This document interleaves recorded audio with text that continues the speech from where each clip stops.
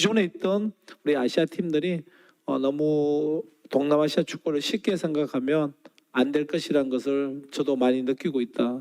이렇게 출사표를 던지며 세계를 놀라게 하겠다는 신태용 인도네시아 감독인데요. 두 팀의 경기는 다윗과 골리앗 간의 대결만큼 체급 차이가 컸는데요. 인도네시아는 피파 랭킹 146위로 아시아 내에서도 하위권에 위치하고 있으며 아시안컵에서도 대부분 대회에서 본선 진출을 실패하거나 16강을 단 한 번도 간 적이 없는 국가입니다. 반면 일본은 피파 랭킹이 17위로 이란과 한국을 제치고 아시아 1위이며 아시안컵에서도 최다 우승국이자 베팅 사이트에서도 우승후보 0순위로 뽑는 팀인데요. 일본은 애초에 우승을 노리는 팀답게 지난 경기 패배에도 불구하고 쿠보, 토미야스, 엔도 등등 주전이 대거 투입되었지만 몇몇 포지션에서 5명 정도를 로테이션 돌리며 16강을 준비하는 모습이었습니다. 인도네시아는 저돌적인 수비와 투지로 맞서고자 했으나 예상대로 졸전을 펼쳤는데요. 전반 시작하자마자 일본이 공격을 몰아쳤는데요. 인도네시아의 레빈 술라카가 원톱 우에다의 허리를 감싸 안아 넘어뜨리면서 페널티킥을 허용하게 됩니다. 결국 우에다가 키퍼와 반대 방향으로 골을 성공시킵니다.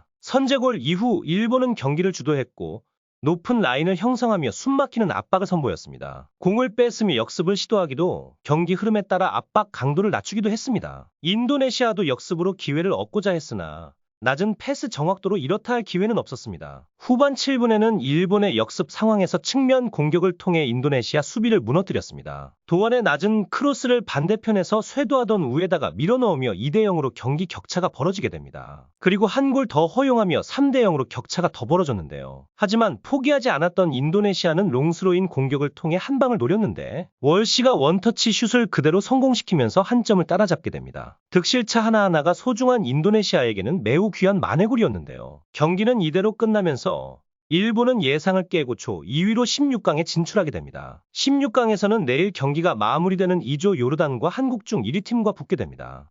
일본의 2위가 확정되며 우리나라의 셈법도 복잡해졌는데요. 만약 한국이 최종전에 패배해 2조 3위라는 최악의 결과로 16강에 오르면 A조 1위이자 개최국인 카타르나 D조 1위 이라크와 격돌하게 됩니다. 한국이 현재 순위 그대로인 2조 2위를 하면 F조 1위와 16강에서 만나는데 현재는 중동의 전통 강호 사우디아라비아와 붙을 가능성이 높죠. 2조 1위가 된다면 D조 2위인 일본과 16강전을 치르게 됩니다. 예상된 패배였지만 인도네시아의 16강 기회는 아직 끝나지 않았는데요. 아직 한 발이 남았죠. 경우의 수를 돌려봐야 합니다. 각 조별 3위 팀 중 4팀이 16강에 진출할 수 있기 때문인데요. 3위 팀 중 탈락이 확정된 팀은 중국, 진출이 확정된 팀은 승점 4점을 확보한 팔레스타인과 시리아입니다. 그리고 나머지 두 자리 중 한 자리를 차지해야 하는 상황인데요. 바레인이 요르단과의 경기에서 크게 패하거나 오만과 키르기스스탄과의 경기가 무승부로 끝나야 하는 상황입니다. 오만이 승리할 경우 인도네시아는 무조건 탈락, 키르기스스탄이 이길 경우에는 골득실로 결정됩니다. 인도네시아는 오늘 경기 이후 펼쳐지는 다른 조의 결과에 따라 16강 여부가 최종 확정됩니다. 마지막으로 승리를 거둔 일본 반응도 살펴봅니다. 역시 아시아는 호락호락하지 않다고 절감하는 조별리그였습니다. 친선 경기에서 그토록 압도적인 강세를 보였던 일본이 이라크에 패했고 조별리그 3차전에서 전 경기 실점 총 5실점을 하고 있는 것은 이를 사실로 받아들여야 한다고 생각합니다. 당초 아시안컵의 의의에 대해 의문시하는 목소리가 있었지만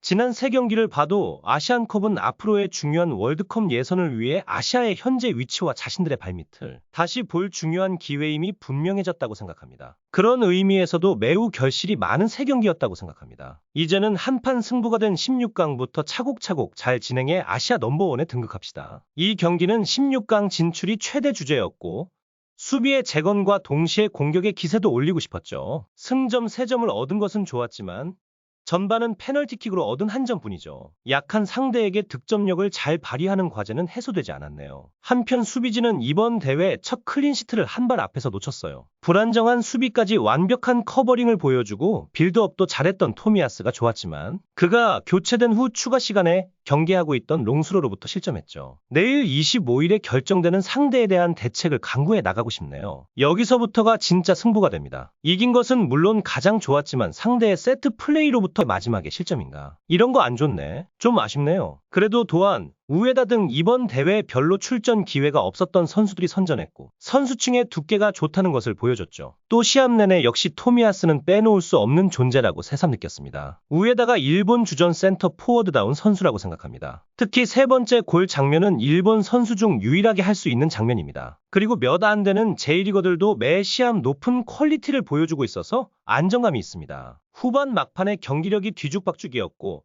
마지막 실점은 아쉬웠지만 토너먼트도 열심히 했으면 좋겠습니다.